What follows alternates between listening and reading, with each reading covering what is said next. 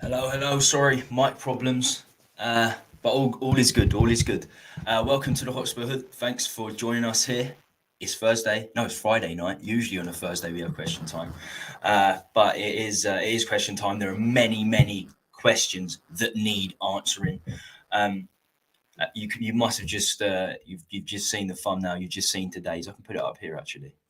These are the main questions we're going to be looking at. I want your say in the chat, in the comments if you're watching on the recording, and of course chuck your own questions in there and I'll try and answer them. We can all discuss it together. So yeah, please, before we get going, make sure you sub, like, hit the bell. Let's take this away. First up, of course, we got Chelsea on Sunday, so it's a huge game.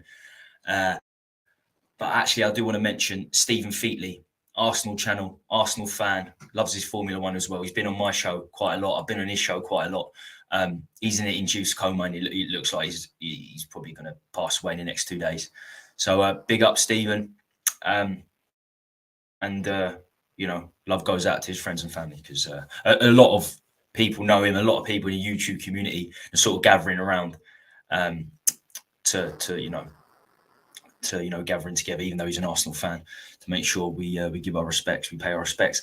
And of course, John Watson died. I haven't done a stream since John Watson died. What a legend. What an absolute legend.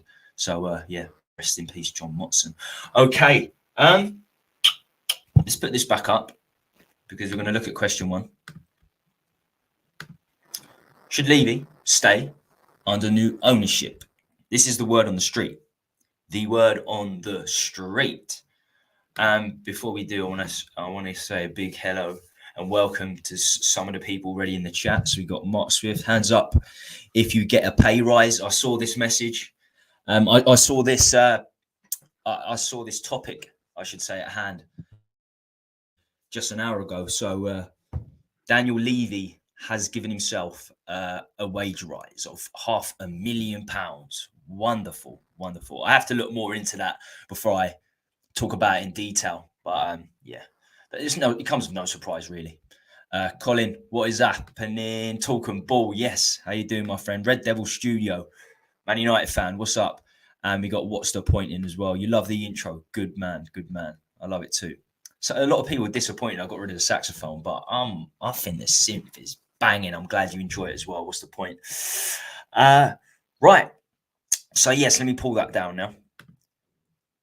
Should Levy stay under new owners? Of course, give me your views in the comments. So, for Daniel Levy to stay on under new ownership, first of all, we need to get new ownership. Although the rumours are rife, there have been 3 separate parties interested, it seems, in the last month alone.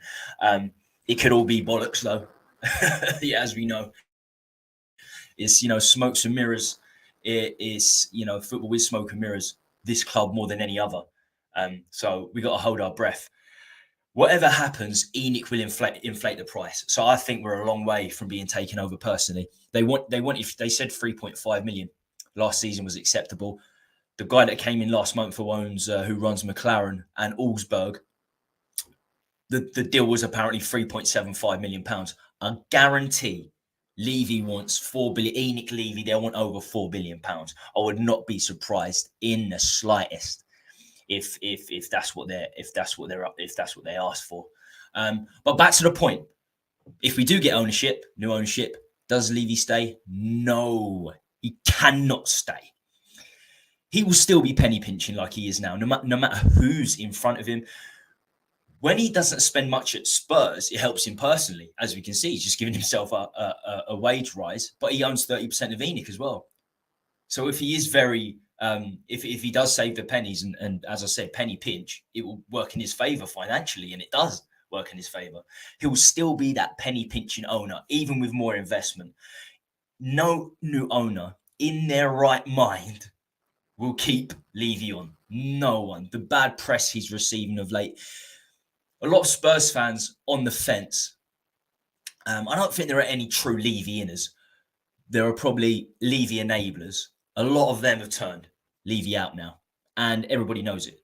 So keeping Levy about, new ownership keeping Levy about, it's not going to happen. I'm pretty sure this topic was started to piss the Levy outers off, if I'm perfectly honest. There's no way it's going to happen. A lot of people have been talking about it, but I just don't see it. It's about as likely as Harry Kane and Conte signing new contracts at Spurs, which is not likely at all. We're going to come on to that later. So, should Levy stay under new owners? No. Will it happen? Absolutely not. As this is a solo stream, I'll try and stay as interactive as possible, fully interactive. I'll try and read out everyone's message. If you are there, as I said, you're watching live on the recording, please make sure you hit that like. That keeps this channel rolling. It really, really does. And of course, subscribe if you haven't already done so. We've got Scotty M in the house. Mark Swift, he is the man that never sleeps.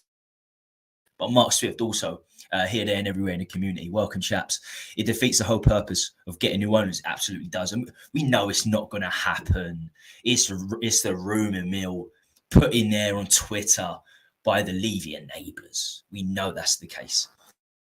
Svarog, BG, how are you doing, my friend? Okay, next up. We're on to number 2 already. I've talked about this a lot. I've probably got more replies to this. Actually, not this one. There was another one this week that got a stupid amount of replies, but so did this. This got a lot of messages, and people did not like what I had to say about the West Ham celebrations being over the top. What do you think? The West Ham celebrations over the top?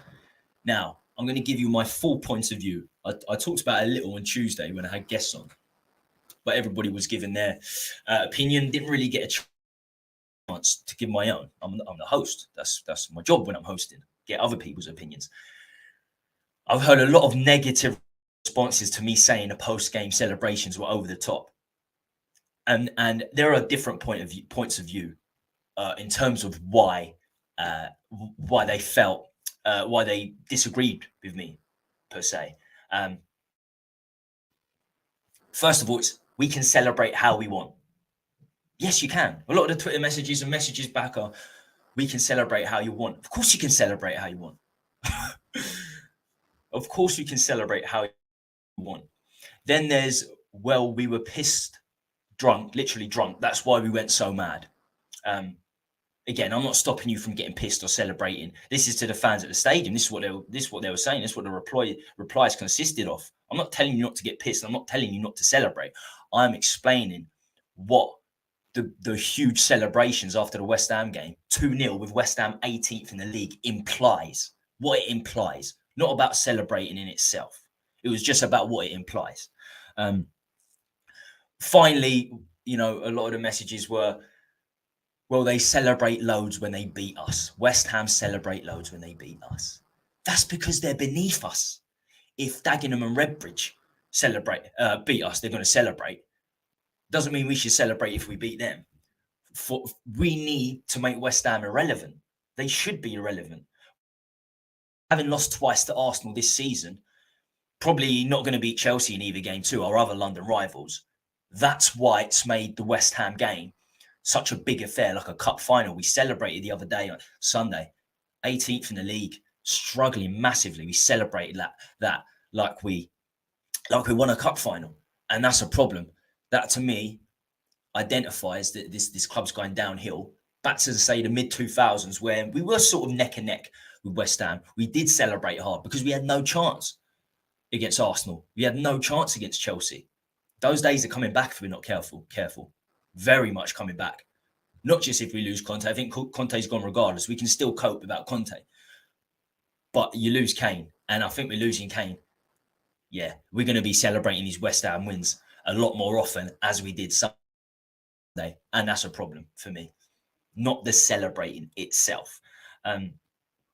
Yeah, lost to Arsenal twice this season. We got a chance in winning another London derby against a team that we should be celebrating against when we win Chelsea. But our record against them is poor, even though doing a little bit of research today, I couldn't believe when I saw the last 10 games, they've scored 4 goals, Chelsea. They're not conceding a great deal.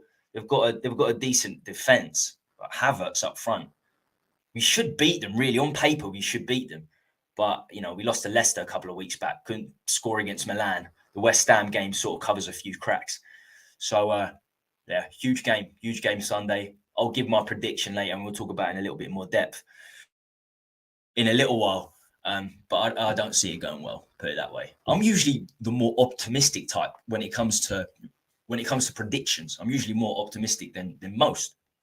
But I'm not that optimistic against Chelsea, even if they've only scored 4 in 10 games. And that is a disaster and a shocking stat right there. Really shocking. And another thing, just to carry on with West Ham, one final point is, it's because the celebrations were so hard and they were crazy. If you see the scenes after, some of the videos are crazy. And I know a lot of people that are season ticket holders, and they said the same thing. It's great because it moves West Ham closer to relegation. I do not want West Ham to get relegated. I want these London derbies, and I want to beat them. I want to win the London derbies. I want West Ham in the league. I want them suffering. I don't want them to get relegated. So you're celebrating like that because you want them relegated. Not me at all. And one of the biggest problems, the same people I asked, we watched the videos afterwards anyway. They were everywhere in terms of how deeply we celebrate. But during the game was dead. People were falling asleep in the stadium. There was no atmosphere from both clubs. It was shocking. And I heard this from, pretty much every outlet. Everyone I knew that went there said the same thing. And that's when the Spurs fans, that's when you have to get behind your team, when you're in the stadium, to be the 12th man. And I think that's what Levy's done to this club.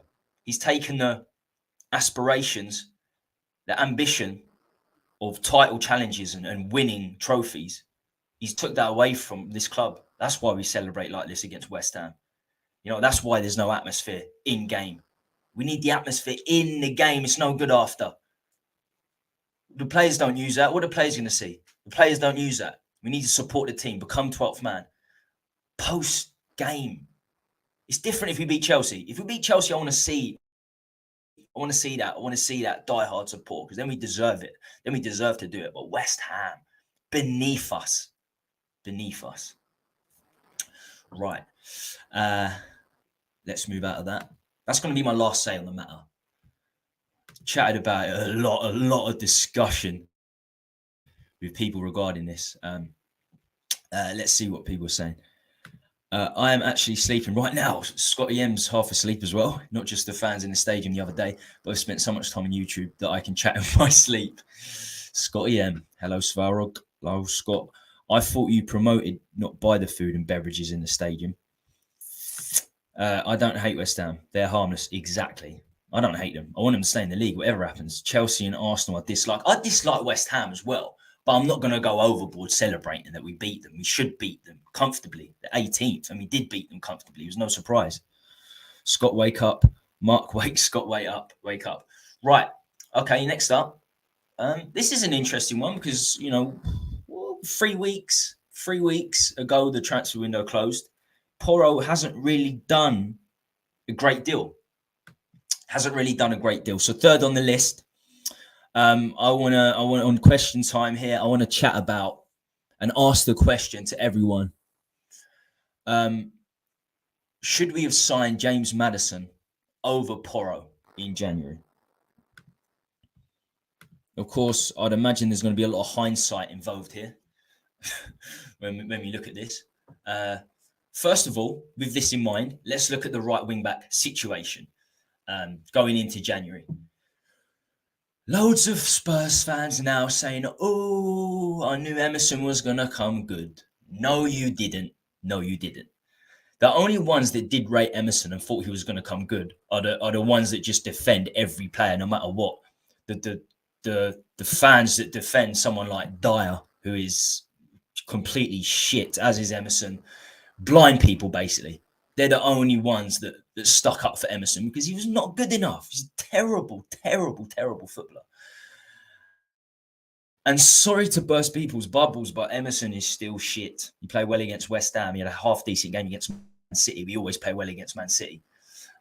3 decent games, 60 bad ones over the year and a half he's been here. 2 assists as a right wing-back with Kane and Son and Kulusevski up there is... there are no words. Horrible is an understatement. It's shocking. It's just a matter of time before Emerson starts playing poorly again. So absolutely, we needed a right wing back. Whether it's Porro, whether Porro's good enough, the jury's out and it's up for debate. But the not signing of a right wing back would have been shocking. We got it done in the end. The way we went about it was ridiculous, but we did get it done in the end, and I think it will serve us. It will serve us well, better than James Maddison will. And let me tell you why. Not because I do not rate James Maddison. That is absolutely not what it is about. If we play 4 at the back, then absolutely James Maddison should have come in January. If we were missing a creative midfielder, if we didn't have a cam or even a quality cam, James Maddison's your man. But we don't. Right now, we don't play with a cam. Right now, under Conte, we play 3 at the back. So I'm going to ask this question to others. With Conte as a manager, and we sign Maddison, a lot of people calling out, that's what we should have done in January. Where would Maddison play? Where would he play? Not where would you play him or what formation you would change to accommodate Maddison, but where would Conte play Maddison? The truth is he'd have no role because he's not going to play on the right with Kulusevski there. He's not going to play in centre midfield. There's absolutely no chance he's a centre midfielder and is going to start challenging players and making tackles. So right now, the right wing back was the correct signing. And if Conte was to go, I'm pretty sure he will, then you sign the cam. And that's when I want Maddison because he's a top player. Fantastic. He ticks so many boxes. Homegrown, we're struggling with homegrown players right now. Set piece taker, which we're absolutely crying out for. Crying out for a set piece taker. Him or Ward-Prowse would make such a big difference to this team. Lots of creativity from open play, Maddison. Lots of goals, assists. Top player. All in the cam position, though. Although he sometimes moves to the right for Leicester. But Kulusevski's there. It's just not a player we needed in January. He'll still be available in the summer. If we've got the money, he'll cost £50 million. We'll get him then because I'm pretty sure we'll have a new manager, and the chances are the new manager will play 4 at the back unless we get Tuchel. We like to get a lot of ex-Chelsea managers. So I'm predicting that Conte won't be there, and I'm also predicting that one of the managers that we're going to be looking at is Tuchel, which I do not want to. And that's with the Maddison thing in mind. I want to start playing with a cam again. Tuchel always plays 3 at the back. He did with Chelsea, he did with Paris Saint-Germain. So we do not need Tuchel. I want to go back to playing 4 at the back, a little bit more attractive football. We've been very pragmatic the last 3 or 4 years. I understand why Conte does it. If he attacks with this back 4, we finished 10th. We finished 4th last season.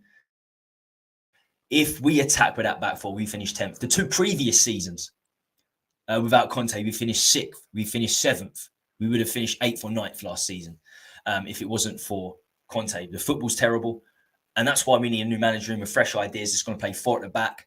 A project man. We're going to need a project manager because the experienced players are going to be gone. Lloris is going to be gone. Kane's going to be gone. Son, he's 31. He's not doing Son. I know it's only half a season, but he's 31 next season. No spring chicken for a left winger.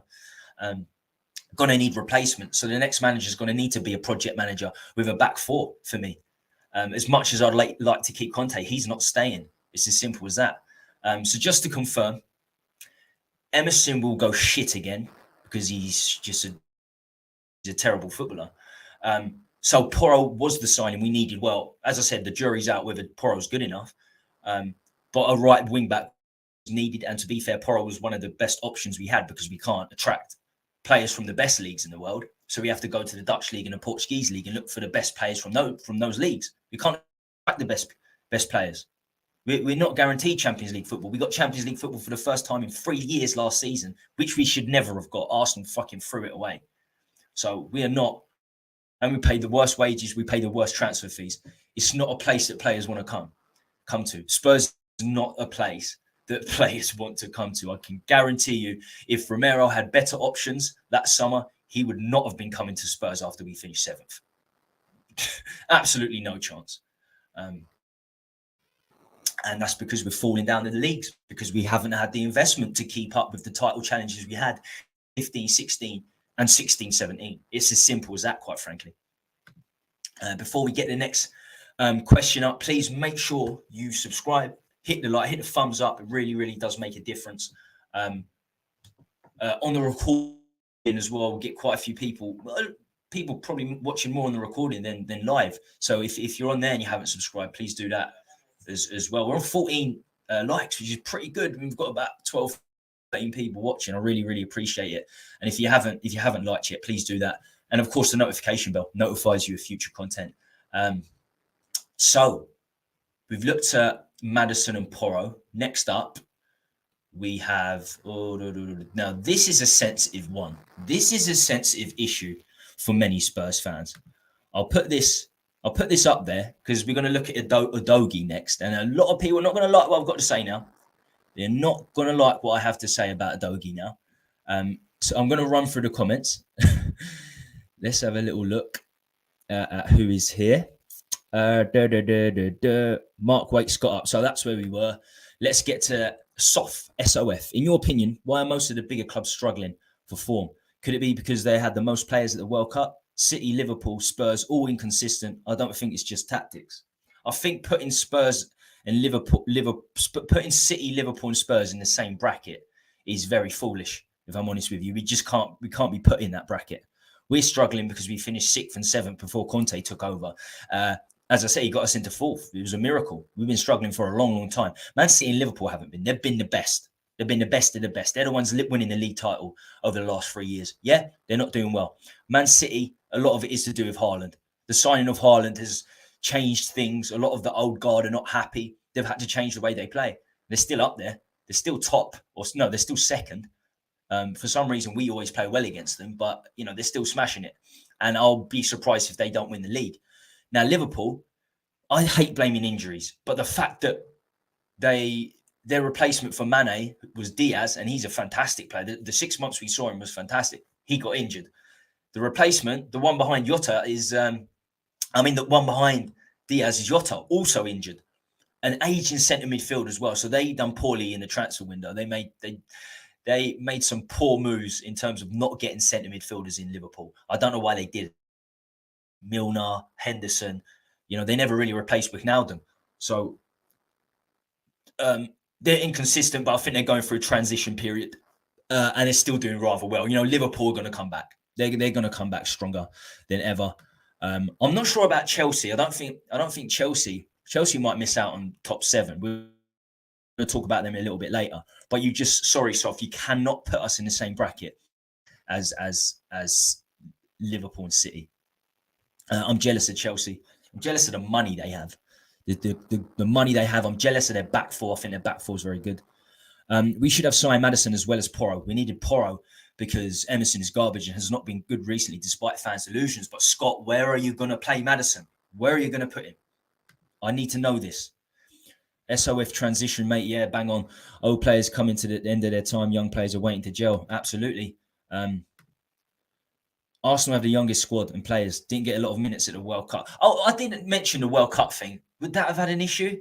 No, I don't think it would have. To be honest, I don't think that's a good enough excuse. To be honest with you, Liverpool struggled at the start of the season before they had the World Cup. I don't think the World Cup's an excuse. Teams and players are used to playing plenty of games week in, week out.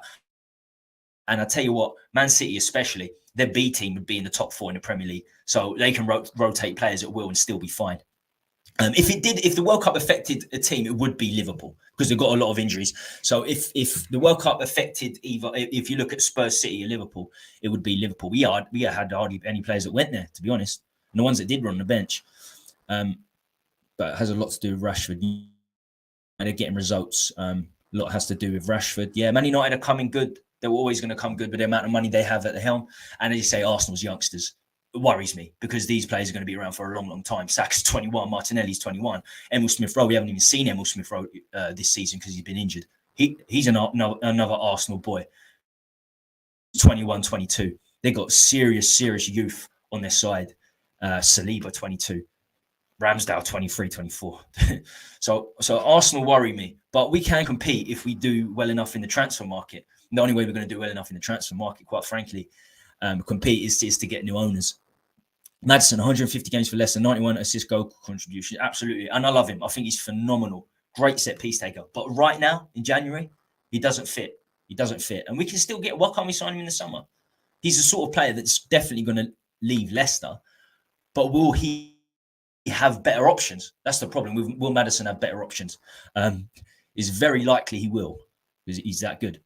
Hi, Adrian. Lots of love between the people in the chat. Look, I'm from Leicester. David, we know you're from Leicester. He's a Leicester guy. He knows his shit. And Maddison was not going to Spurs. Man City tried in the last day of the window, so the chance of Spurs getting him is making me laugh. And look, I didn't even see that message, but you pretty much summed up what I've said.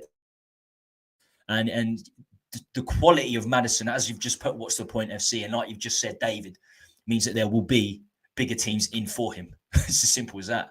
And we're going to pay half his wages. We will pay, if say Arsenal, Man United offer him 300 grand a week, 350, we're offering 175 max.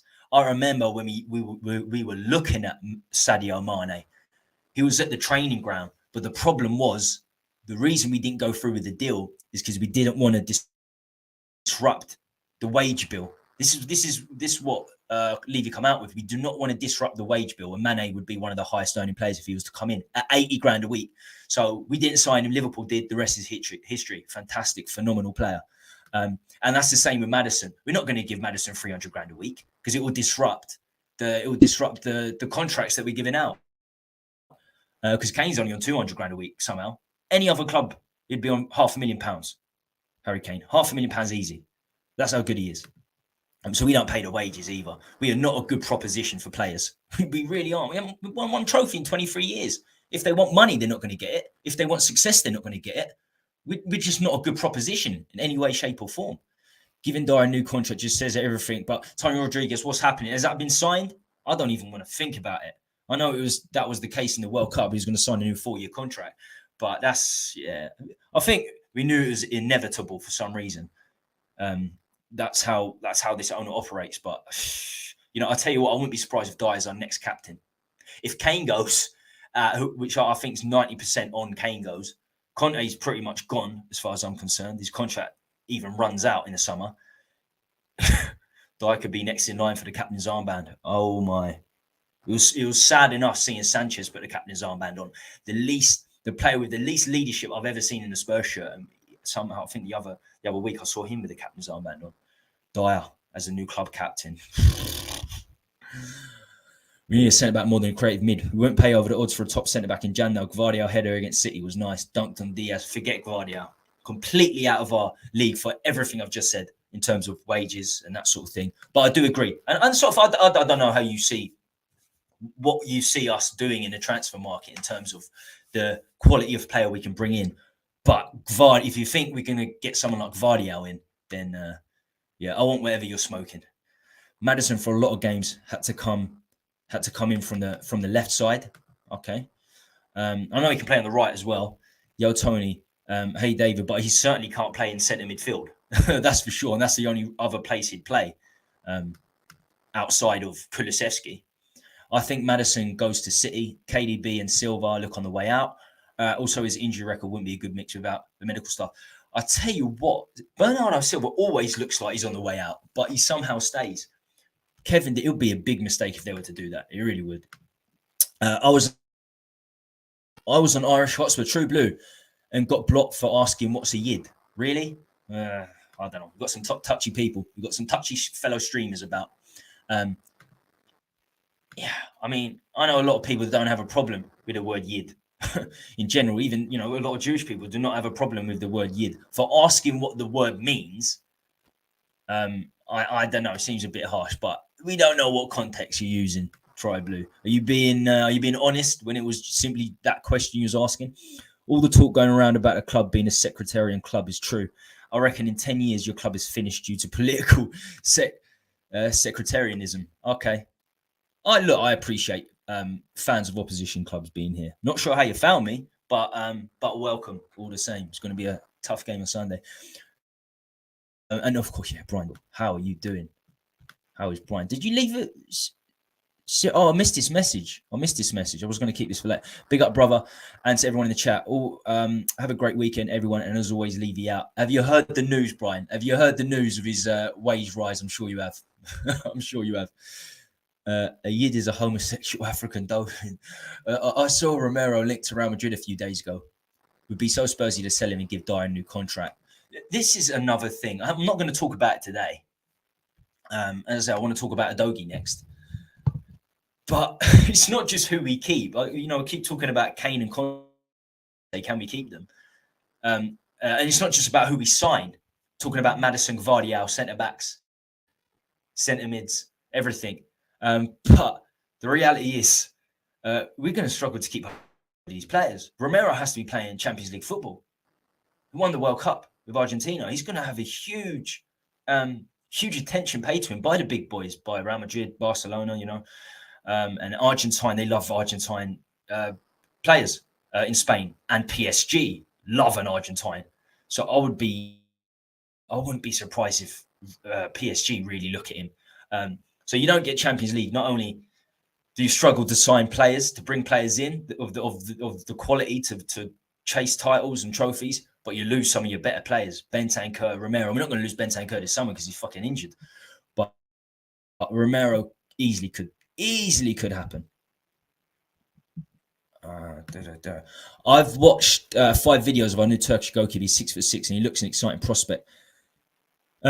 Fenerbahce must be shit because most of the saves were one-on-ones and he saved shots. I haven't seen this guy. I haven't seen this the Turkish keeper. I can see Romero leaving. Absolutely, he's not going to stick around. By the way, thanks in advance for being Dr. Tottenham. You lot have got 4 goals in 10 games.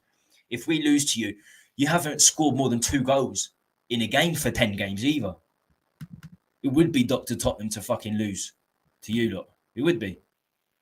I'm good, thanks, Brian. And you, as well as his hands pushing the ball out arm's way, didn't show his distribution, but I've heard that he's good at that as well. If you're 6'6" and you've got good distribution, then that's wonderful. That's what you want.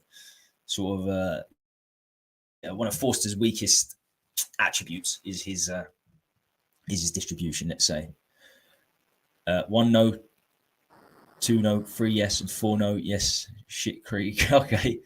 Right, that's in regards to... Is that in regards to the questions I put up? Diaz is hugely overrated. It's still very too soon to say this guy's quality, but in terms of their left side being in, Jota, Diaz, they sold Mane, so they're struggling on that left side. Whether he turns out to be great or not, it's far too early. But obviously, he looks like a good player. Irish Hotspur, the 2 most annoying hosts on YouTube. Ouch, my ears. True Blue, never mind them and stay here. What's the point? FC? I'm okay, thanks. We love it when Daigle's here. So many regulars in the chat. I love seeing it. We're smashed compared to Paul, smallish compared to Paul, but you lot different planets. Liverpool take top 4. We'll have to fight for 6. Yeah, Liverpool's still absolutely in the hunt. They've got 2 games in hand on us as well. I think I'm not going to put the league table up today. I'm pretty sure they've played 22. They've played 24. They'll have their injuries, their fresh players coming back. So they'll be there or thereabouts. I don't think we will be. I think it's safe to say that Man United, Man City and Liverpool will be the top 3. The place we'll be vying for is Newcastle's spot, 4th. But as you say, Tony, there's every chance that Liverpool could nick that. Spurs don't need to worry about where they would play Maddison because he's not coming to Spurs. Absolutely. But time and time again, we talk of should we sign Maddison over Porro? We need to sign a creative midfielder. We got to remember we need them to sign a contract. I'm giving you a 6-year contract to sit on the bench for Poch when he returns next season. Our Jewish reunion, owner bought all our success. Guess what? We don't care. David, the Jester from Leicester. That's the snooker boy, innit?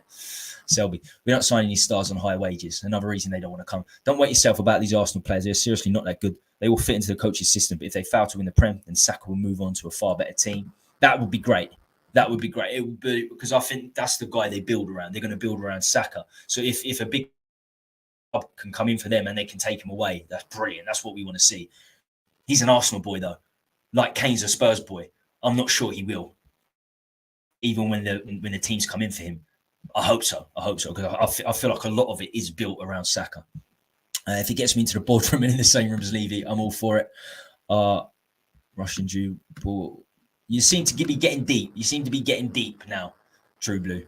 But Longlay's on 100. Let's talk football. Let's talk football. Let's talk.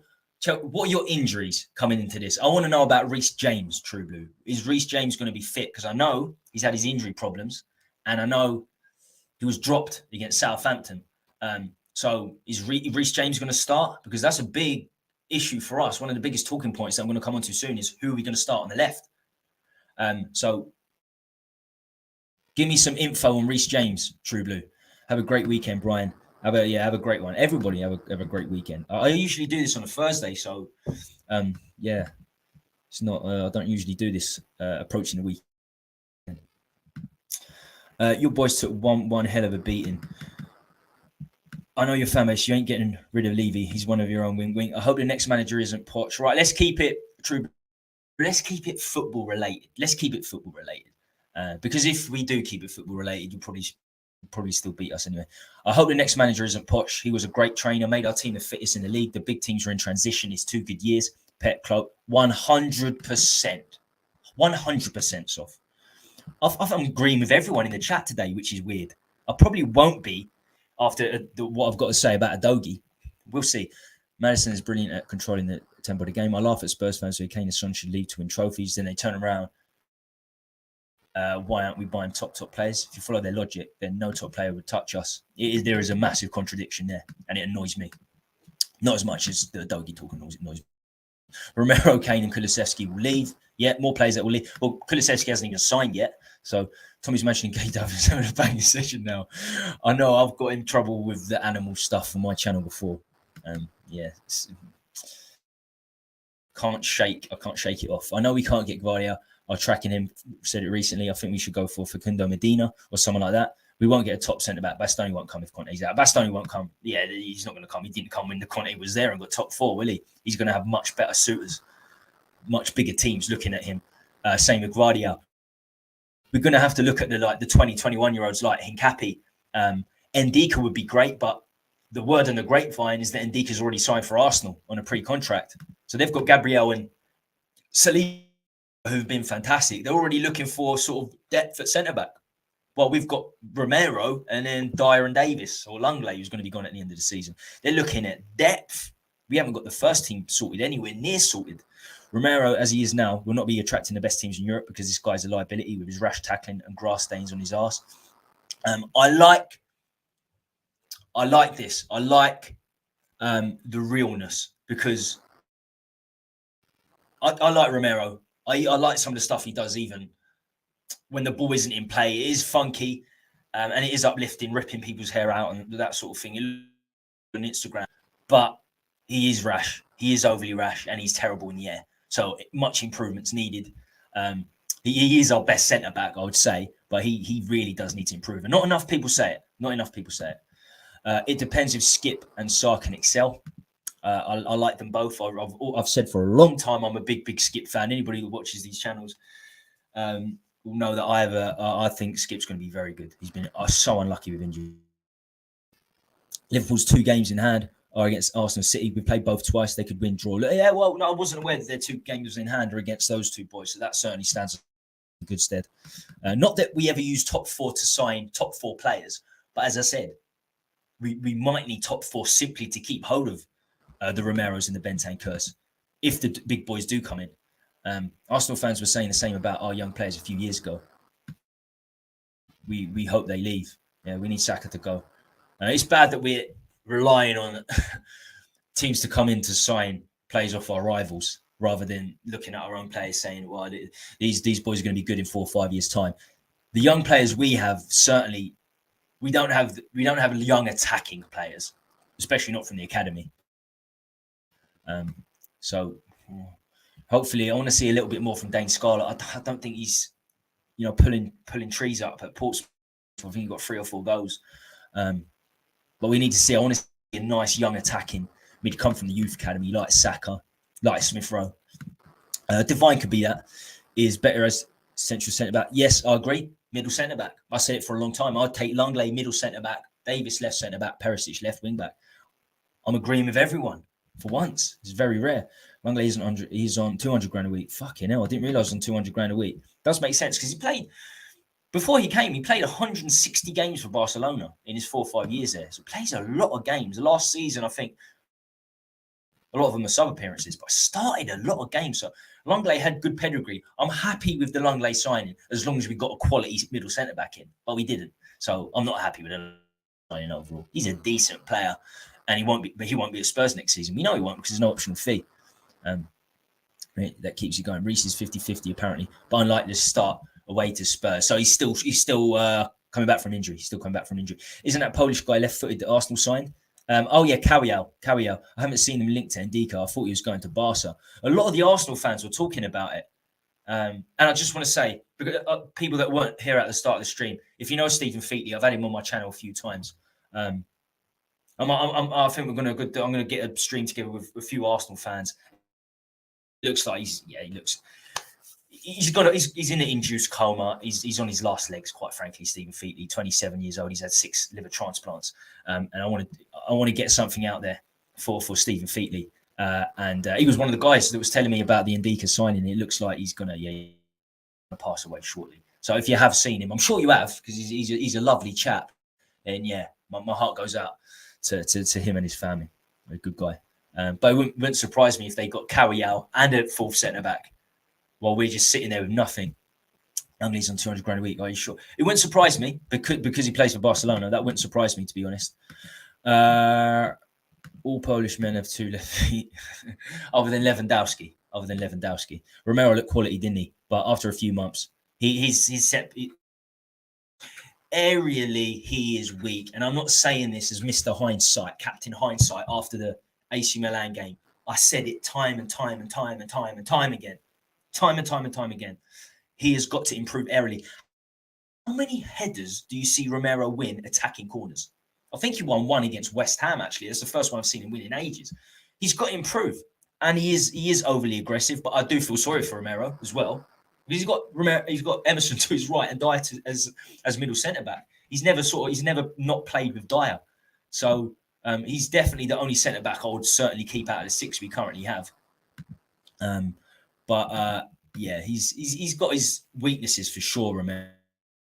Teams will be looking to get some aggression out of Romero to get him sent. That's for sure. They will target him. They will target his aggression. That's what I was looking for there. Fuck me, that's crazy, David. Thanks for the info. Big up, Tommy 164 Spur. How you doing, my friend? Would have cost 80 million mid-season. Yeah, that's crazy. And I've had a lot of. I do some stuff with Brad. I've done a lot of stuff with Chris. This is actually really interesting because do you know a guy called Lenny Glover? Because my mum's been chatting to him. He just phoned my mum. My mum, Lenny Glover. He's an ex-Leicester guy.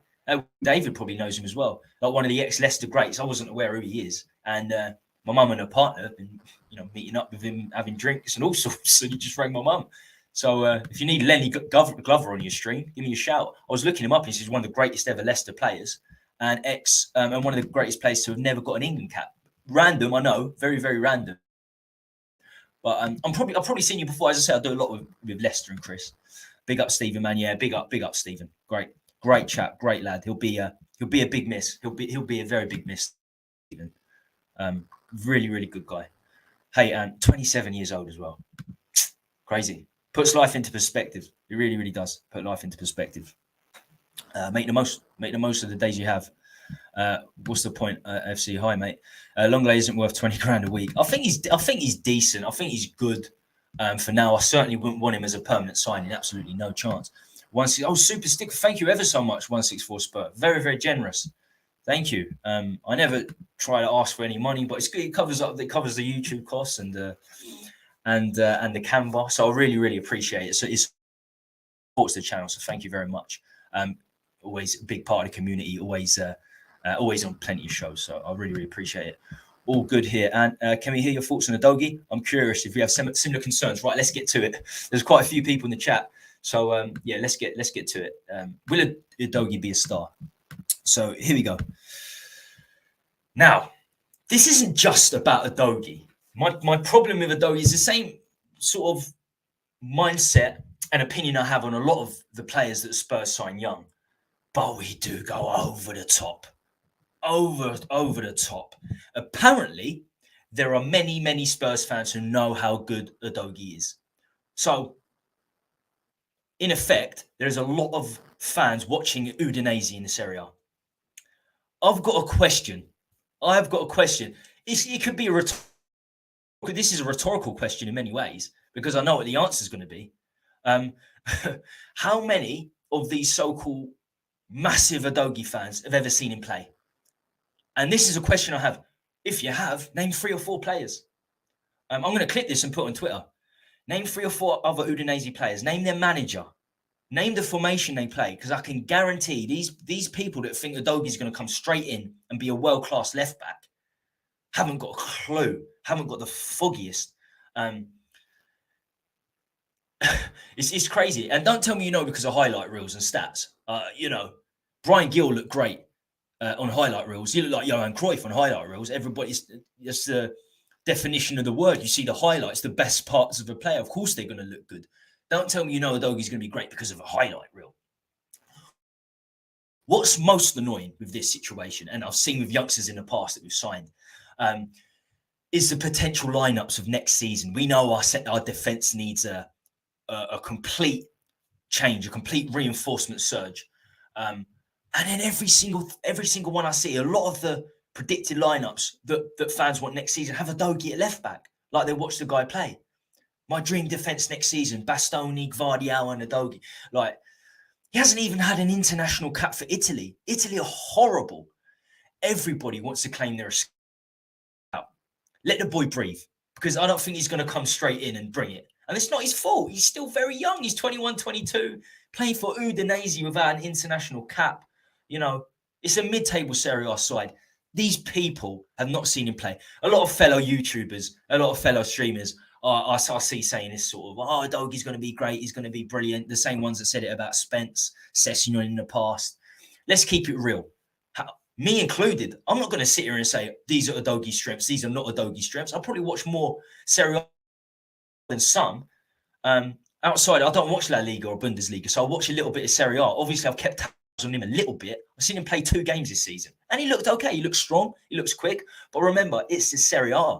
I know. And people in the chat know that a lot of fans just watch Spurs play, let alone teams, not even other Premier League teams. They just watch Spurs play and maybe match of the day, let alone Serie A, mid-table Serie A. And you just look at Spence. A lot of people saying the same thing about Spence. He's really struggling apparently at Rennes. He didn't get a single Premier League game because everyone's like, he's been absolutely outstanding in the Championship. Nobody been watching him. They watched him a few games in the FA Cup, I reckon. But a lot of these fans have made these predictions. I don't think they actually watch the players. They want to come across like a great scout. And I'll never do that. I'll never say this guy's going to be amazing. That guy's not going to be amazing. I say the attributes, he could be good. He could fit in well. But I have no say on Udogie. I've not seen him enough. Nobody has. He's had like a year and a half. And it's like not just Udogie. There's lots of other players. He's got attributes. When you watch him play and you think the pace, the strength. He's got 2 assists this season. I think he got a goal and assist in his first game. And people are going crazy. Like, let the guy breathe. If he was that good, we wouldn't have loaned him out. It's as simple as that. So, and one of the biggest problems I have with him is because I want a better left back in. I wouldn't mind Udogie in with an experienced left back.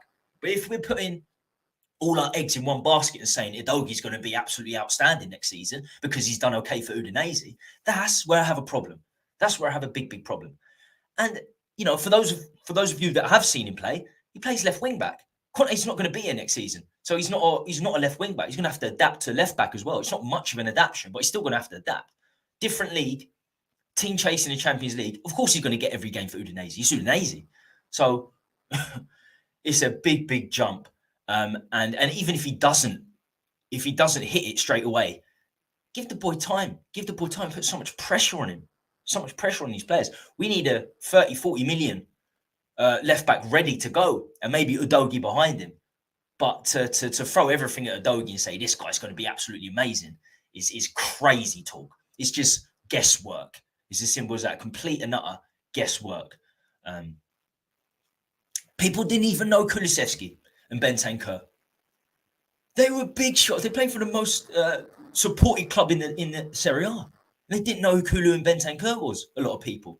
But they know who Udogie is, mid-table for Udinese. It doesn't make any fucking sense. It doesn't make any sense other than people want to be seen as, I'm a great scout. A lot of it is fellow YouTubers, to be fair. You know, they want to make out that they know this and that about players. They don't. They don't have a fucking clue, to be honest with you. I'm not going to sit here and say I know everything about Udogie. Far from it. Far from it. If he turns out really good, then, you know, certain people in the channels will say, oh, I told you so. I told you so. And if they don't turn out well, it would just be, they won't mention him. Nobody will say anything. They won't say that they were wrong. That's for sure. We need more experienced players, especially defenders. In the future, fantastic for Udogie, but he's not going to come in, and I don't think he's going to light up the Premier League straight away.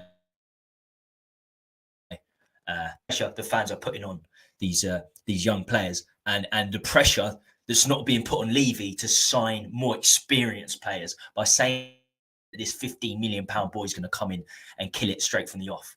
It's very, very unlikely. The ones that do think that, in capital letters, clowns. Clowns.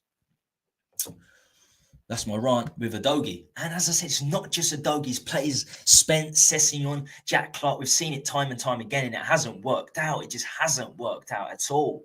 We've got high hopes for Sarr, but the guy's only started 2 or 3 games as well. Gil. Everyone was raving about Paratici when he signed Gil. Oh, he's the Don. He brought Golini in. He brought Brian Gil in. He looks like Johan Cruyff. Visually, he looks like Johan Cruyff, and he plays like Johan Cruyff. £35 million on Gil. He will never make it in the Premier League. Never. It's not his fault. It's the philosophy of signing potential. You just, it's madness. Absolute madness. I'm going to get on to Chelsea, but I do want to get in the chat, see what people think. I think a lot of people will disagree with me.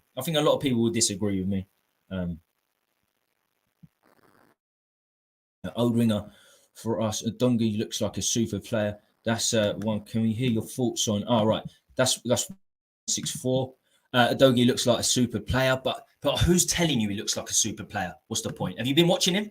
This is the thing. This is where it's publicized enough by fellow YouTubers where we all have to believe. We're like, oh right, yeah, no, he is. If enough people say it, then he must be brilliant. But nobody's watching. Very, very few are watching him outside of stats. Old winger for us before my time, but still talked about a lot. Yeah, they say he's one of the greatest of all time. Was a great winger, but he got sent to prison for peddling drugs. I heard something along those lines as well. He's 79 years old as well. My parents are not into that, I can assure you. But yeah, he's in Kent now. Apparently, he never wanted to play for Leicester. This might not be good for Leicester fans. He wanted to play for a London club. He was born in Kennington, I believe. So he never really wanted to play for Leicester. But I could try and get him on the Leicester channel. I'm sure he seems like a nice guy. I haven't met him in person. He just rang my mum. Literally before I started the stream, which is crazy. Buying Emi Martinez and Facundo Medina would be smart to keep Romero around because if he goes to Real in the summer, the defense is in shambles. Yeah, I mean, Emi Martinez is been announced that Villa are gonna listen to offers for him, which would surprise me. But I'd like to get him in. Ex-Arsenal keeper. There could be something there to shove it down their throats. Imagine winning the FA Cup final and an ex-Arsenal keeper in Emi Martinez saving a penalty, something like that. Because we know he's a great penalty saver. That would be great. For everyone who watches Udinese, who's their centre-back partnership? And this is the thing. I looked at the team. I couldn't even tell you. I know they've got. See, I'm struggling. I know they got Deulofeu. They got Deulofeu up top. I know they play 3-4-3. They got Pereira, ex-Watford centre mid Pereira, and centre midfield. He used to play for Juventus as well. Oh, centre back. They've got Perez. I only know Perez because of so Nekuta Perez and maybe Bijo, something like that. And I've watched Perez play a few times. When I watch Udogie, I watch Perez, and they look good. But it's Udinese in Serie A, and I've only watched Udinese play against fellow small teams like Genoa. So I don't really have much of a say on him, and I guarantee, I'm not blowing my own trumpet, I've seen more of him than most other YouTubers, but I don't go on and on about him. George Stommenflop is their manager. Stommenfloppen. I haven't watched him enough, but reading and looking at him, I don't see anything that would have made him a star. Hopefully, he's better than what we have at wing back, full back. Graham Cross, great Leicester City centre back, but he was sent to prison for fraud whilst he was running a post office. What is that? What's the connection there between Leicester and fraudulence? Italy have players like Spinazzola ahead of him, to be fair. Brilliant assist yesterday. He said, no, Spinazzola, when it is harsh, because when I think about Italian on that left-hand side, you've got, Spinazzola comes in there. They haven't really got too many others. I think Paresi's doing pretty well at Brescia. They still, it's the Italian squad is a struggling squad. And if he was that good at Udogie, he would be getting in the team. He would, at least on the bench or something. We had the same with Iverson, apparently. Everyone is watching Braga week in, week out. Yeah, I can imagine. I'm a better at defending than Perisic, so anyone is an upgrade. His defending is going. I don't think he used to be as bad as defending at Inter Milan, but again, that's Serie A. He can get away with it more in a lesser league, and he's 33. But Perisic is always more of a natural winger. He was a winger growing up. He only moved to left wing back when Conte took over. He was always playing left wing or right wing before that.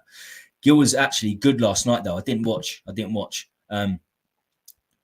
Where did Gil go again? You go back to Sevilla. Where did Gil go? Did he go to Sevilla? I think he's made, if he does well, it'd be in La Liga. He's never going to be a big guy. He's never going to be a big star, Gil, I don't think. He's definitely wing back. We saw Porro get skinned by Barnes. Yeah, Udogie is a left wing back, and we're going back to playing 4 at the back. So I'm not sure that's going to work out.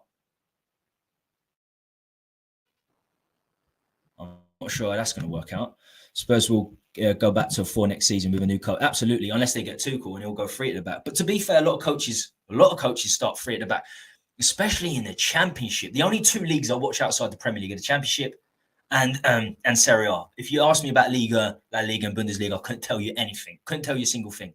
But 3 at the back, I'd say 70% of the teams in the Championship play 3 at the back. So if you're going to get a manager from those leagues, and coming into the next 2 or 3 years, I think a lot of teams' base formation will be 3 at the back. But right now, not so much. So the chances are, unless we get Tuchel in, the next coach will be playing 4 at the back, which is probably good for us because, we don't have centre-backs. We certainly don't have 3 centre-backs. So maybe if you go down to 2, it's a bit better. Another problem is we don't have a single cam. So if we do that, we'll need 2, Maddison and maybe someone else. And Maddison is going to be very difficult, as David said, because there are going to be a lot of takers, a hell of a lot of takers.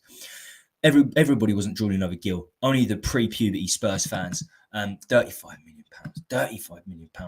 I can't see Porro or Udogie play in a back 4 system unless we give them time and allow them to make mistakes. If we decide to stick with a back 3 next season, Ruben Amorim might be the guy. Why do I know him? Why do I know Amorim? Where's he played in the past? We can't buy a win, but I'm 100% confident against Spurs, even at your ground. Yeah. Law of averages would dictate that we have to beat you at some stage, but who knows? YouTube told me, Tommy, our squad is so much better. We just don't have a Harry Kane. What are you doing up front, Chelsea? Seriously. The only striker you signed last season is Aubameyang, and you're putting Havertz up there. Havertz only ever really played as a cam for Leverkusen, so why? I don't know why you rely on him as a striker. You sold Werner as well. And you still don't. You signed Werner and you still don't. You still didn't sign a replacement other than Aubameyang. Where the fuck is Aubameyang these days? 17 watching. Please smash the like. Hour in. Goes fast, especially when I'm a bit angry. Goes fast. I'm angry this week. The Twitter, social media lot got me riled up. I don't rate Martinez at all. Overhyped. But an unbelievable penalty saver. If you take the penalty saving away, I think he's probably overhyped too. Romero is going anywhere because Levy won't let him go anywhere. So calm down. Luigi and Mario. It's a joke, Tommy George. Stop him flapping. When Glover received the ball, Leicester fans would scream, attack, attack, attack. Carrick is doing well at Middlesbrough. He might get a Premier League job if they miss out on promotion. Still too early for a big 6 job, in my opinion. I like centre midfielders being managers. I think it's a very good move because centre mids are always the most tactically aware. In general, they don't have to be the fittest. You don't have to be the tallest. You don't have to be the biggest to be a centre midfielder at the top level, but you have to be tactically aware. Your first touch has to be good. You need to know where the whole formation is because you are the centre of the formation. So I really do like centre midfielders as managers. Obviously, you know, probably the most tactical manager to have ever lived, I would say, because football is moving into the tactical side more than ever before. You've got to say Guardiola. In terms of tactical mastermind, Guardiola is up there. You know, former centre midfielder. And I'm trying to think of more. I was thinking about this the other day, and I was stumbling. But there's been 3 or 4 outstanding centre midfield managers, but I can't. You know, Rijkaard was all right for a while, wasn't he? I've put my foot in it now, but I was thinking about it, and there's been quite a few. I mean, Kovac at Bayern Munich, Didier Deschamps. I'm just trying to think. Oh, Conte. What am I talking about? Fucking hell. Conte. Yeah, man, there's quite a few. I trust centre midfielders to become managers. You've got Scott Parker in that mode as well, who, you know, Scott Parker's he's been very unlucky. Got promoted twice, then got sacked early on after getting promoted to the Premier League. Amorim is sport. I was about to say, yeah, I was thinking of a centre back or centre mid, but he's the sporting manager, is he? It's always risky to come from Portugal, the Spanish league for Spurs. Again, thinking about this, I can't remember a single quality signing to come out of Portugal or Spain. And Porro, when we were looking at Porro, when I watched him play, he sort of did remind me of a right-sided Reguilon, who's from that part of the world. I did say, look, you know, it does remind me a little bit of Reggie. He really does. Big up, bro. Big up. How you doing, Elias? How you doing, my friend? Udogie would be good in a back 4 because our fullback would be allowed to go forward into the attacking third. It's not just the ultra attackingness of Porro and Udogie, which would take time to adapt in a back 4, but Romero in a back 4.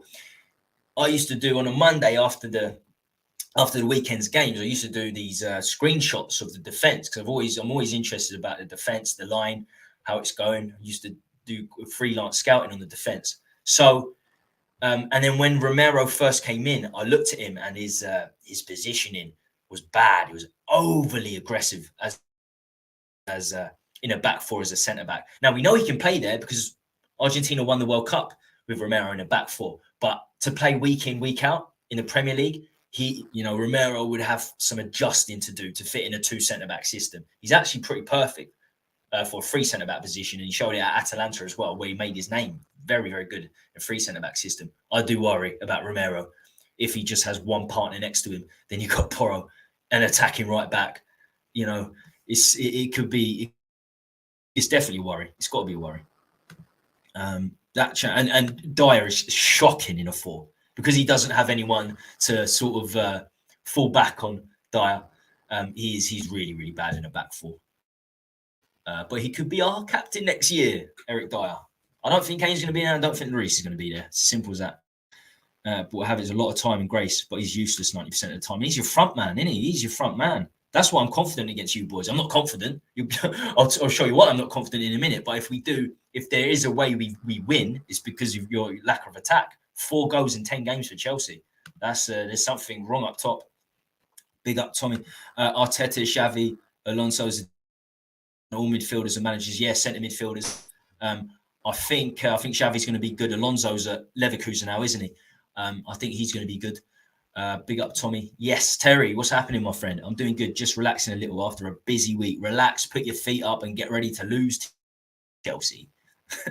Very concerned about Bentancur's future. I remember Wanyama and Kabul both had knee injuries and were never the same afterwards.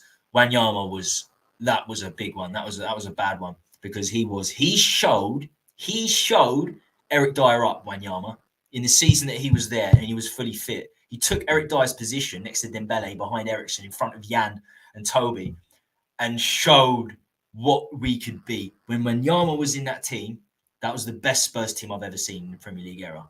We carried Dyer in centre midfield. And you can carry Dyer when you've got Dembele next to you, Eriksen, and the back 4, as it was Kane in front, we carried that boy. You're not in agreement. You love a bit of Eric Dyer. I think we can beat Chelsea's 6-yard Eric Dyer free kick to rescue for us. Right, let's go back to the questions. Let's go back to the questions I've put up for myself. And this is not just for me. These are questions I want you to answer in the chat as well. Please make sure you smash that like if you haven't already done so. Really, really does make a difference. Whether you're watching live now on the recording. And of course, subscribe. So who starts on the left? We're to the Chelsea game now. Who starts on the left? Sunday, we're at home. Once again, who starts for you? Now, there are a number of options. The two obvious ones, the obvious debate is it going to be Richarlison or Son? But there are other options. There certainly are other options. I forgot about this. I put a poll out earlier on this week, and I just completely forgot that Danjuma played for us.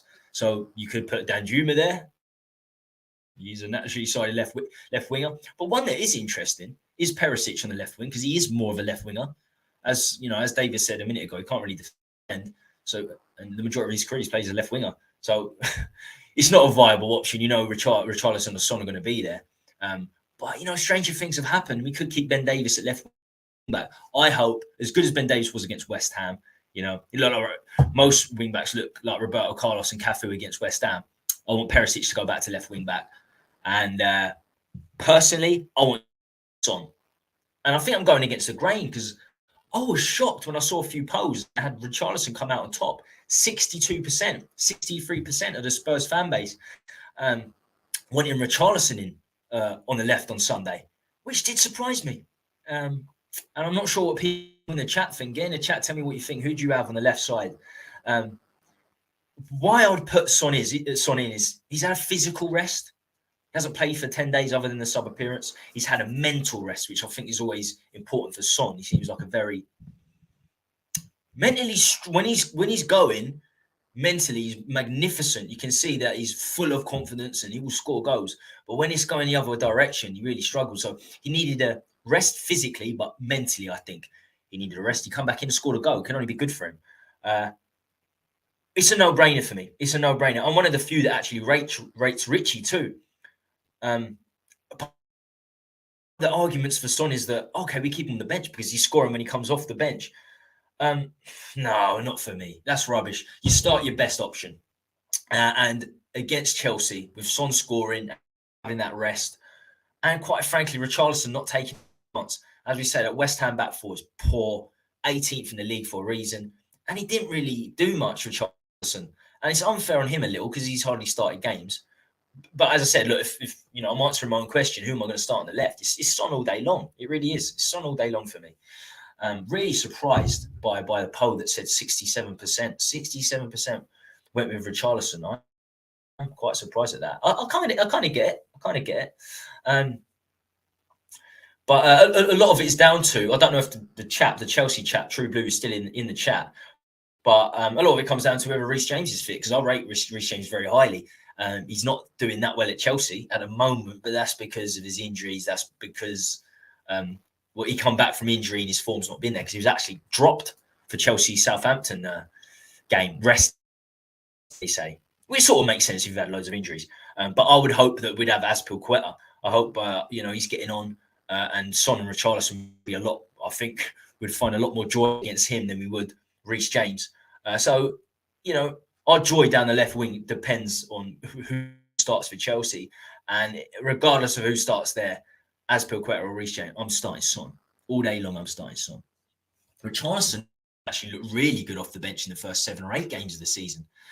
That's when Richarlison should have got games. The first 7 games of the season, Son was shocking. Richarlison should have got a couple of starts at that point, but not now. I think this is Son's game. Right, we're coming to the end.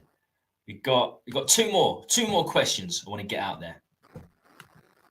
I think I like this. I think this is a better way to do the question time, to sort of to put it up at the to put all the questions up at the same time. And I'll probably clip it as well so that people can actually they can skip the questions they're not interested in. But a lot of the questions, to be fair, that I answer are the ones that are put up in the comments, and I love interacting. So keep them coming. So next up, can we beat Chelsea? straightforward, nothing question. We can beat Chelsea. Anyone can beat anyone. The chances of us are slim, given our record against Chelsea, but they have been woeful. Why they never kept, talking about Chelsea in particular, why they never kept Tuchel, I will never know. They shouldn't have started the season without him if they had no intention of keeping him. Really, really odd. Some of the decisions the new owners have made have been really, really. So 14 months previously to him getting sacked, he won the Champions League. They went on a mad run when he first took over. I think they conceded 2 goals in 14 games and won the Champions League. And he still had a pretty solid season last season. So I'm happy they sacked Tuchel. Like I would be happy if Arsenal lost Saka.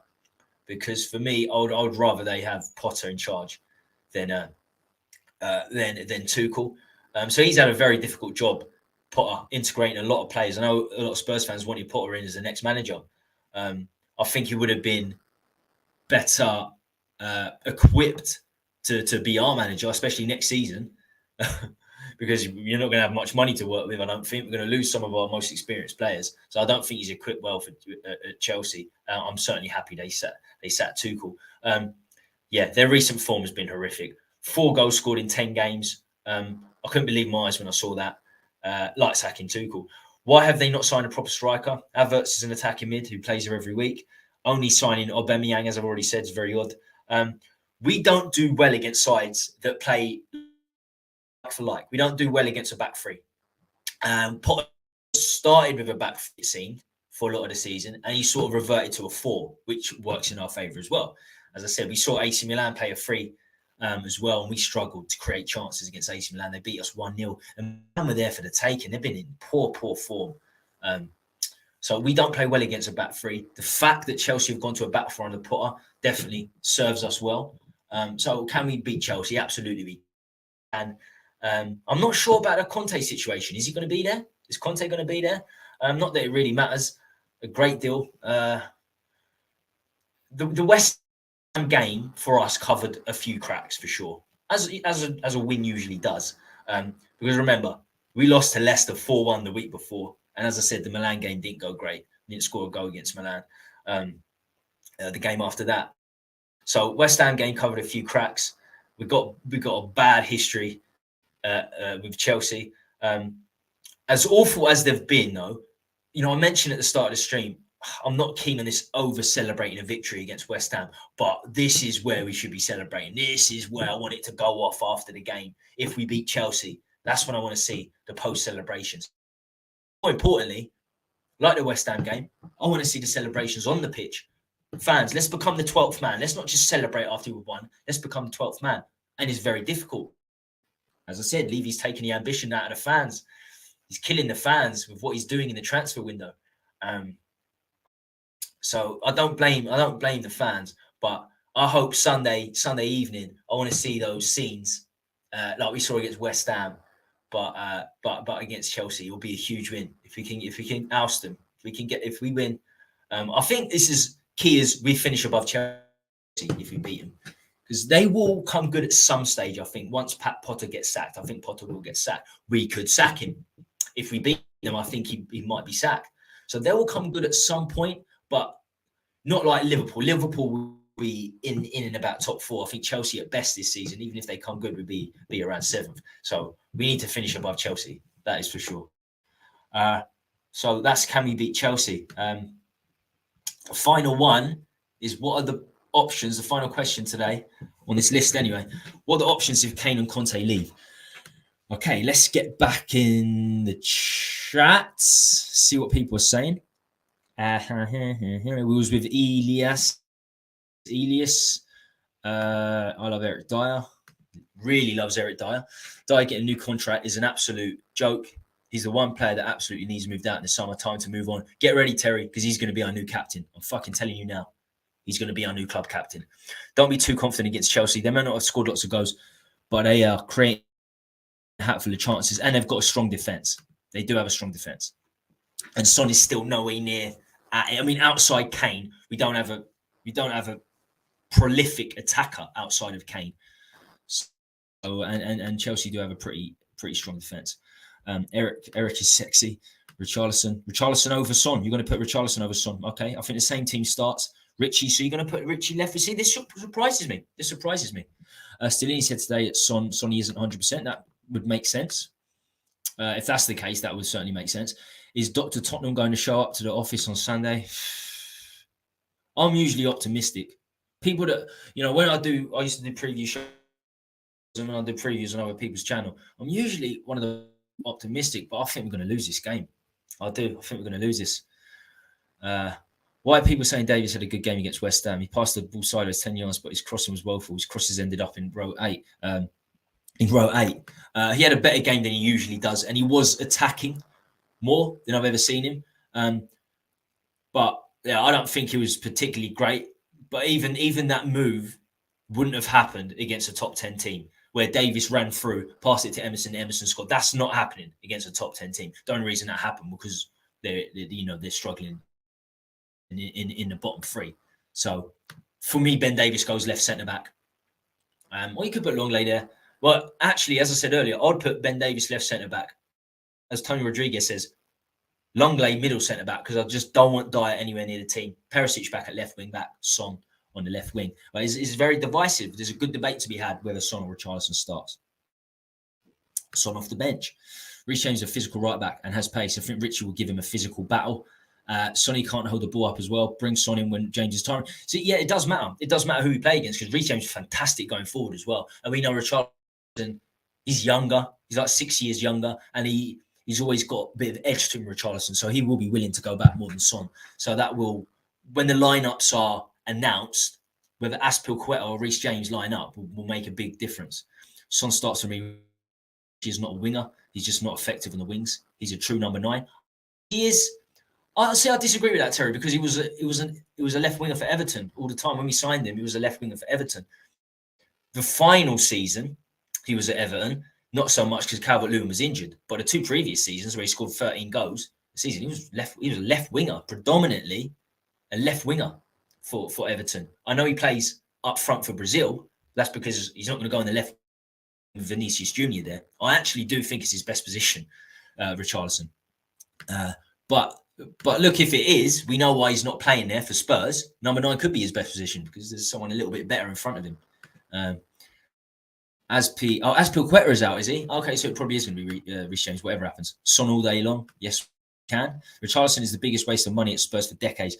I don't care that he's not playing in the preferred position. He can't even do the basics like trap the ball, have vision, and short pass. Very strong opinion there by David. I think we're going to bottle it, unfortunately, with just what the doctor ordered for Chelsea. Law of averages dictated that we should lose to Man City at some stage. I don't know how we keep beating them, but we beat them again at home. So law of averages might not help us. Like it didn't help Man City, which is not good. But I don't think we can call Chelsea our bogey team because they're better than us. Man City class us as their bogey team because they shouldn't really be losing to us in reality, should they? But we're worse than Chelsea. We have been for quite a long time. Spot on, David. Richarlison was a poor signing, Dave. 50, 60 million pounds. We're going to get onto him because my last topic is going to surround him quite a lot. Spurs 2, Chelsea 1. Go on. I want it, David. I want predictions. I want, glass half full. It's nice. I'm just not there anymore. I'm not at the glass half full stage with Spurs. So I see us losing. I really do. Richarlison is Spurs level no better. If Kane signs a new deal, I think Richie may move to Real Madrid in the summer. There's no way Kane signs a new deal. I just can't. There's no way. The only way there's any chance of Kane signing a new deal is if Conte stays. And I just don't think there's no chance of that happening either. Which top striker is joining Spurs? Calvert-Lewin. As I said, we'll get a Calvert-Lewin or Tony. I don't care about Chelsea's form. They always turn up. Their best performance of the season was against us. They were fantastic in that. I think it was the second game of the season. We were very, very, very lucky to come away with a draw from against West Ham because their disgusting fans were racially abusing Son. I don't think we were celebrating that hard because of the racial abuse for Son, but I'm glad we did because of that. And it rubs it in the fact that they're in the relegation zone because that was fucking disgusting. Absolutely disgusting.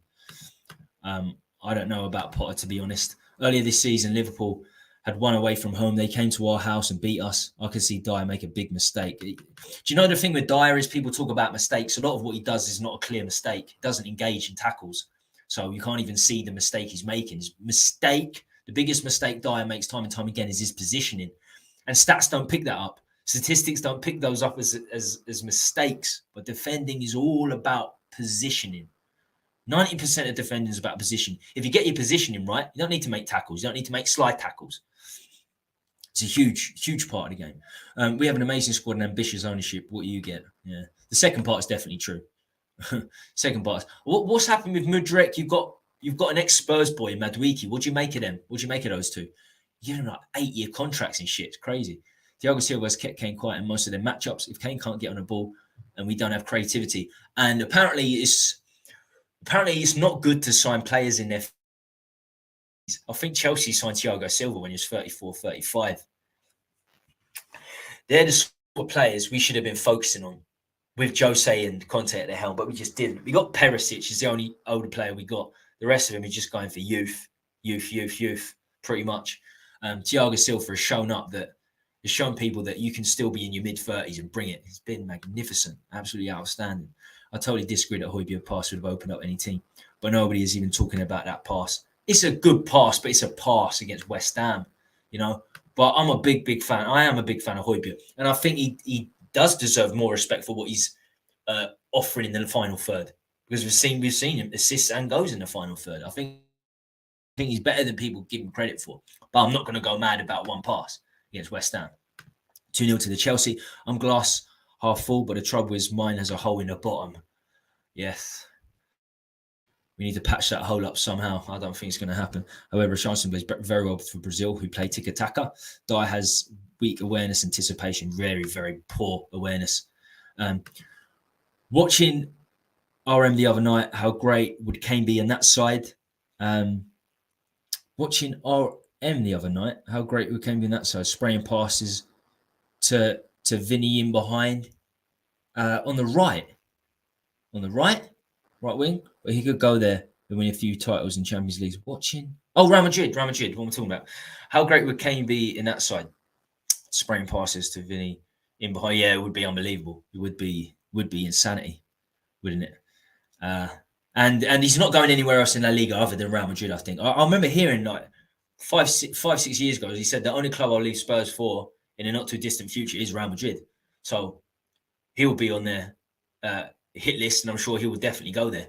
We're going to get onto that now, actually. We're going to get onto that in depth now. You're correct about Bobby Moore was slow, couldn't head the ball, but his reading of the game is second to none. Absolutely. Maldini's the same. Bonucci's the same. Baresi was the same. Maldini was the same. These guys didn't have pace. Maldini, the greatest defender I've ever seen, because he's played in my lifetime, because he was outstanding in two positions. Started as a centre-back, was fantastic. Last 10 years as a left-back, was fantastic. Did not have pace as a left-back. Fullback, even in the 90s, you saw pacey fullbacks. He didn't have that pace, really, Maldini. But as the Maldini said, if I have to make a tackle, then I've already made a mistake. Tell Emerson Royal that. Always behind the attacking player, having to fucking slide tackle and get lucky. The only time I see Emerson win balls is from behind slide tackles. Centre-back state, you've already made an error. So, yeah, position is absolutely imperative. Romero anticipates trouble. But before it happens, he definitely does. That's his biggest strength, but he gets overly aggressive. Sometimes, see the danger and then hold back a little bit. But when he sees the danger, he's got like red mist in his eyes and he's got to win that ball. That does make him unique. If he tampers that and can sort of tamper that back a little bit and not go for every ball, then he could be absolutely fantastic. But the people that say that Romero's world class or even close to world class right now disagree with completely. Bobby Moore and Baresi, best defenders of all time, and they're both small. I don't know what height Bobby Moore was, but Baresi was 5'9". Cannavaro was the last winner defender to win Ballon d'Or, and he was 5'10". That's a myth as well. You don't need to be great in the air. If you position yourself well, then you position yourself well to win headers as well. Doesn't matter if you're up against someone that's 6'6". If you're better positionally, then you don't even need to compete height-wise. So that's a myth. You have to be really tall to be a good centre-back. Obviously, it helps. But as I said, You know, Baresi won Player of the Year. The last defender to win Ballon d'Or was Cannavaro, 5'10". Just Italian centre backs in general. They know what they're doing. Okay, finally, we've talked about it a lot. It's inevitable that this is going to come up in every stream, but I did just want to end with this. I did want to end with this. We're an hour and a half in. Final topic, final question. I want to say thank you ever so much for getting in the comments, because not too many people watching, but the comments are absolutely killer. They're lively, and I love this interactivity. It's brilliant. So thanks for getting in the comments with, you know, to hear other people's opinions. What are the options if Kane and Conte leave? So Kane's not signing a new contract. No chance. Even if Conte stays, Levy will not allow. I'm telling you now, Levy will not allow Kane to go for a free. He'll be off to, as we just said, Real Madrid, Bayern Munich, Man United, because, you know, Man United would keep his record intact to beat Shearer's record. So I think he'd rather go Real Madrid and even Bayern Munich, perhaps. But he would take Man United. They need a striker, and if they really fight for the title this season, if they're runners up and 3 or 4 points away from the title, or who knows, could even win the title, then it will be a place that Kane has to seriously think about. If they come in with £100 million bid, they'll offer. If Casemiro's on 400 grand a week, Kane will be on 550 grand a week. You can be assured of that.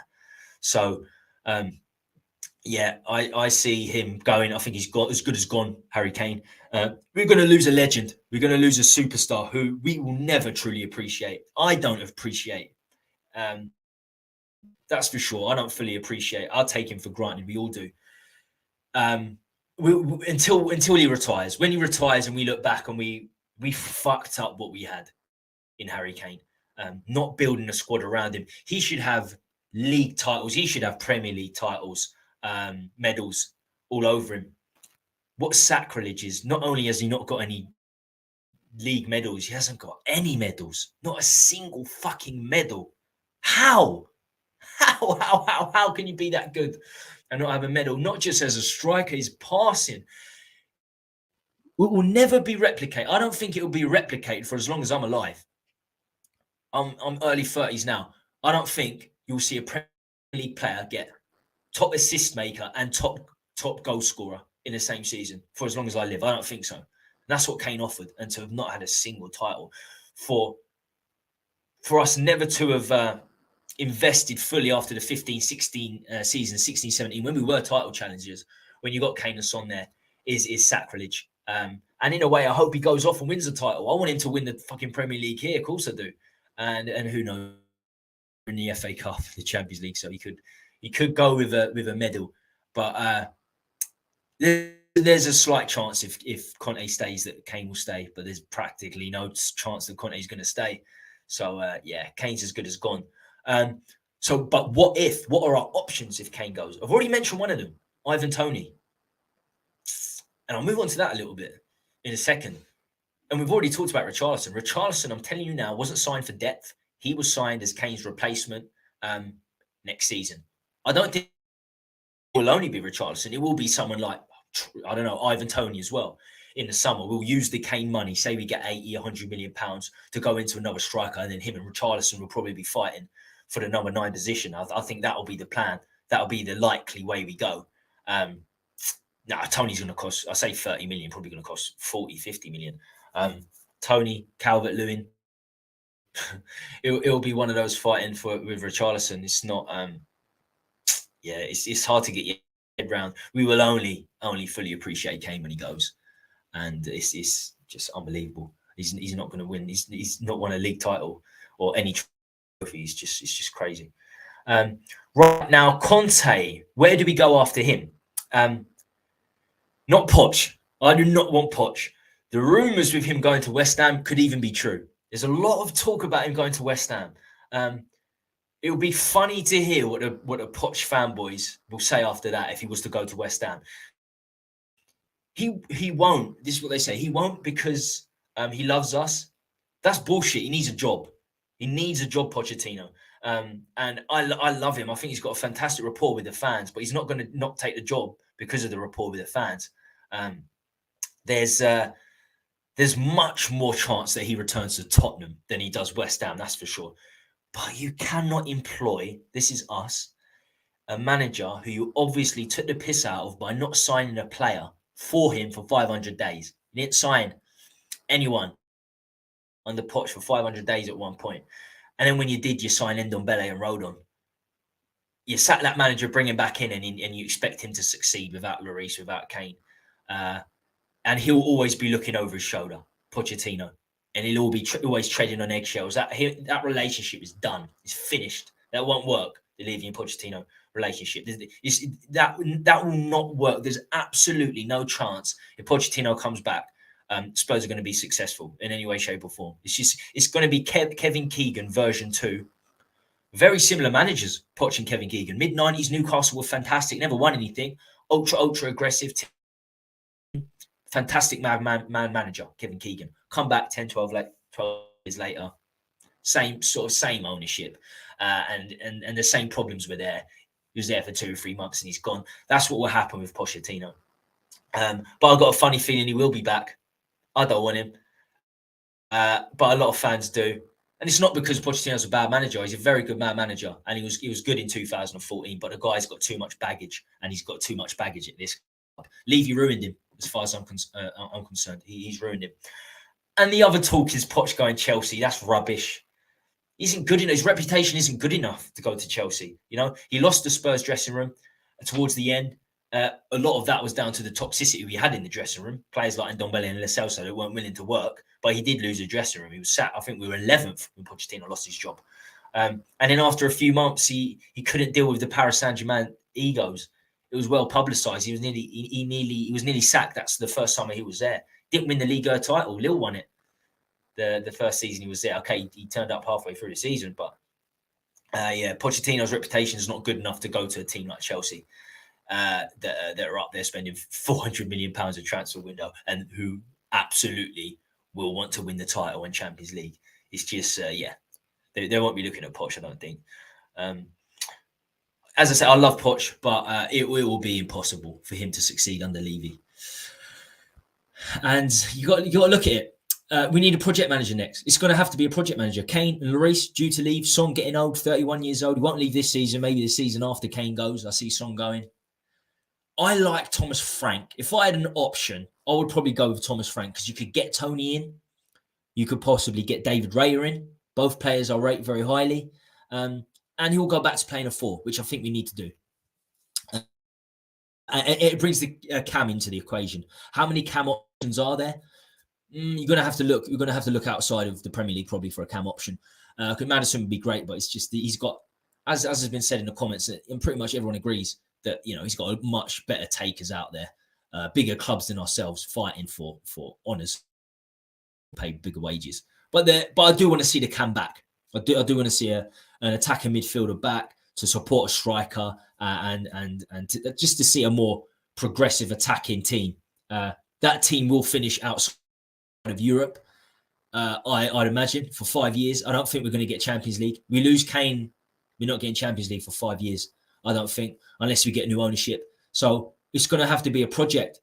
So you're going to need someone like Thomas Frank. That's the way. That's just the way it is. We tried the 2 experienced guys, Jose and Pochettino, serial winners, but we never supported them. They needed experienced players, and we were not willing to support that. I like Frank. Plays on the front foot, attacking manager. It's going to be a long time before we even start getting into the Champions League, let alone title contenders. Once Kane goes, but it's a depressing question to leave on. But pretty much all the questions I put out there are fucking depressing answers, and I can't help myself. Cannot help myself. I don't think we're going to win. I think we're going to lose against Chelsea. I really do. Put my microphone there. It's not good. I've been fucking hunchback in this stream for some reason. So I think we're going to. I think we'll wrap things up there. We've got a lot of got 26 people in the chat to get through before we go. Let's do this. Let's do this. What are people saying? We were talking Bobby Moore, weren't we? We were talking Bobby Moore. Let's see what people are saying. Feed him raw steak for the game to take away the aggression, Tommy. Good old Cootie. Baresi was he was a sweeper, wasn't he? He was a sweeper. I think all teams play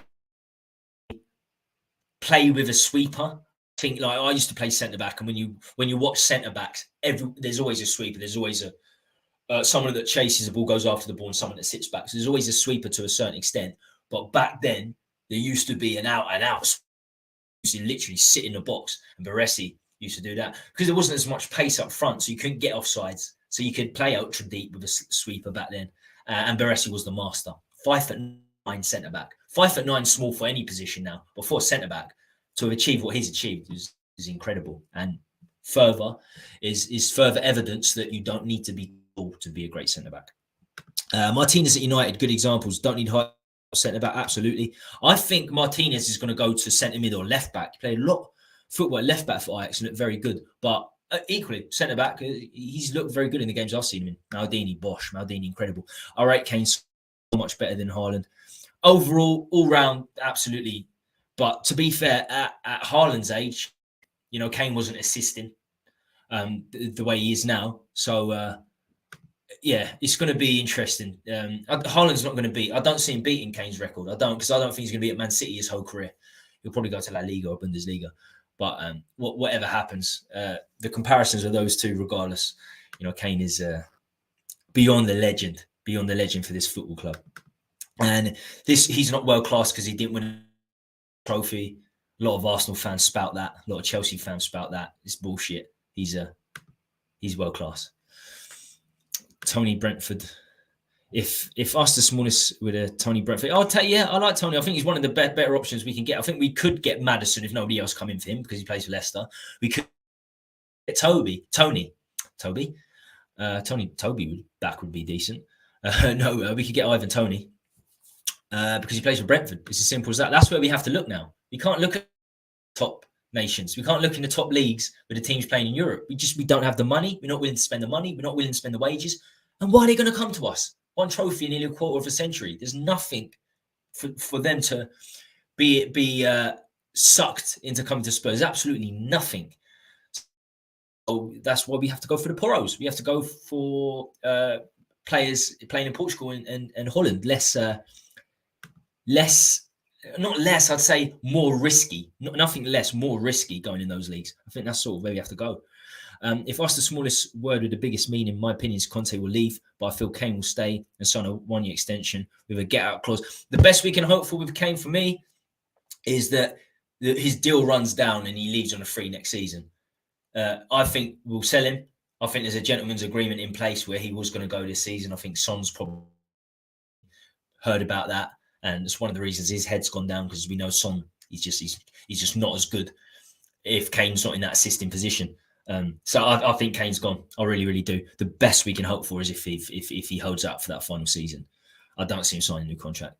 The option when Kane and Conte leave is to go to the bottom half of the table. This is a relegation. For the defence. I'm not exaggerating. It's a relegation fodder defence. Burnley had a better defence than this last season, but they had no centre midfield and they had no striker. Me and Tarkowski are better centre-backs than we have. I'm telling you now. Osimhen has been linked to United as well. Yeah, big time striker.